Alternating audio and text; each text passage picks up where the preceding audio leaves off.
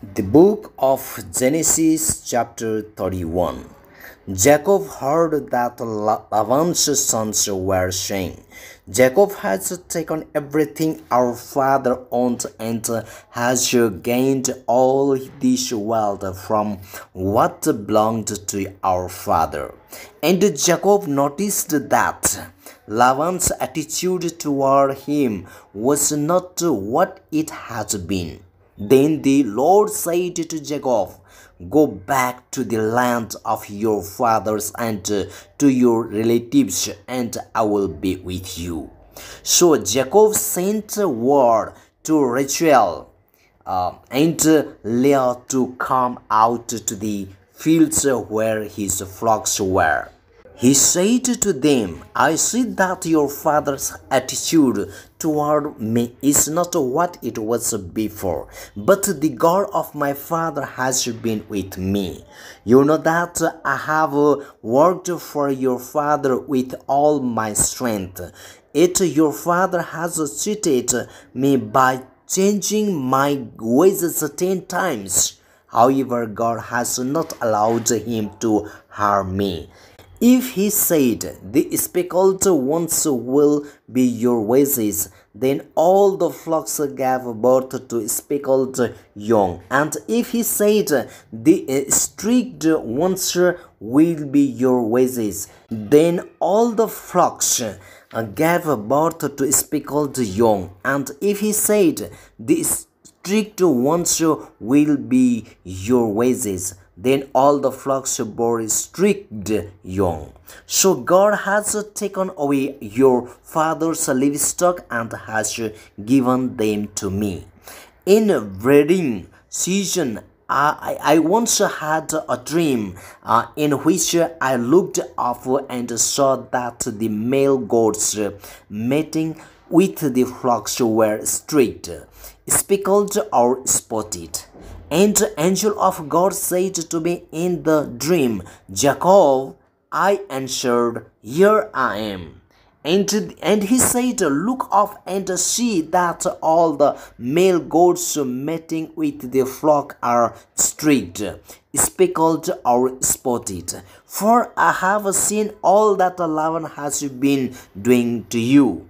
I am the God of Bethel, where you anointed a pillar and where you made a vow to me. Now leave this land at once and go back to your native land. Then Rachel and Leah replied, Do we still have any share in the inheritance of our father's estate? Does he not regard us as foreigners? Not only has he sold us, but he has used of what was paid for us. Surely all the wealth that God took away for our father belongs to us and our children.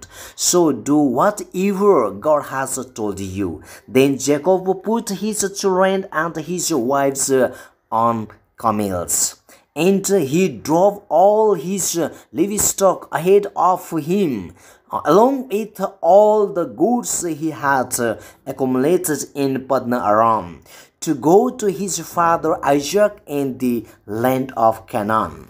When Laban had gone to shear his sheep, Rachel stole her father's household goods. Moreover, Jacob deceived Laban the Aramean by not telling him he was running away. So he fled with all he had, and crossing the river, he headed for the hill country of Gilead. On the third day, Laban was told that Jacob had fled. Taking his relatives with him, he pursued Jacob for 7 days and caught up with him in the hill country of Gilead. Then God came to Laban and the Aramean in a dream at night and said to him, Be careful not to say anything to Jacob, either good or bad. Jacob had pitched his tent in the hill country of Gilead when Laban overtook him, and Laban and his relatives came there too. Then Laban said to Jacob, "What have you done? You have deceived me, and you have carried off my daughters like captives in war. Why did you run off secretly and deceive me? Why did not you tell me so I could send you away with joy and singing to the music of tambourines and harps? You did not even let me kiss my grandchildren and my daughters goodbye. You have done a foolish thing. I have the power to harm you. But last night the God of your father said to me, 'Be careful not to say anything to Jacob, either good or bad.' Now you have gone off because you longed to return to your father's house. But why did you steal my gods?" Jacob answered Laban, "I was afraid because I thought you would take your daughters away from me by force. But if you find anyone who has your gods, he shall not live. In the presence of our relatives, see for yourself whether there is anything of yours here with me, and if so, take it." Now Jacob did not know that Rachel had stolen the gods. So Laban went into Jacob's tent and into Leah's tent and into the tent of the two maidservants, but he found nothing. After he came out of Leah's tent, he entered Rachel's tent. Now Rachel had taken the household gods and put them inside her camel's saddle and was sitting on them. Laban searched threw everything in the tent but found nothing. Rachel said to her father, "Don't be angry, my lord, that I cannot stand up in your presence. I am having my period." So he searched but could not find the household gods. Jacob was angry and took Laban to task. "What is my crime?" he asked Laban. What sin have I committed that you hunt me down? Now that you have searched through all my goods, what have you found that belongs to your households? Put it here in front of your relatives and mine, and let me judge between the two of us. I have been with you for 20 years now. Your sheep and the goats have not miscarried, nor have I eaten rams from your flocks. I did not bring you animals torn by wild beasts. I bore the loss myself, and you demanded payment for me for whatever was stolen by day or night. This was my situation. The heat consumed me in the daytime, and the cold at night, and sleep fled from my eyes. It was like this for the 20 years I was in your household. I worked for you 14 years for your two daughters, and 6 years for your flocks, and you changed my wages 10 times. If the God of my father, the God of Abraham and the fear of Isaac, had not been with me, you would surely have sent me away empty-handed. But God has seen my hardship and the toil of my hands, and last night he rebuked you. Laban answered Jacob, the women are my daughters, the children are my children, and the flocks are my flocks.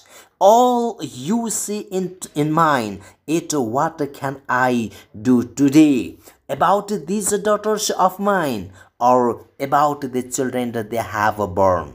Come now, let's make a covenant, you and I, and let it serve as a witness between us. So Jacob took a stone and set it up as a pillar. He said to his relatives, gather some stones. So they took stones and piled them in a heap, and they are there by the heap. Laban called it Jagar Sahadut, and Jacob called it Galid. Laban said, this heap is a witness between you and me today. That is why it was called Galid.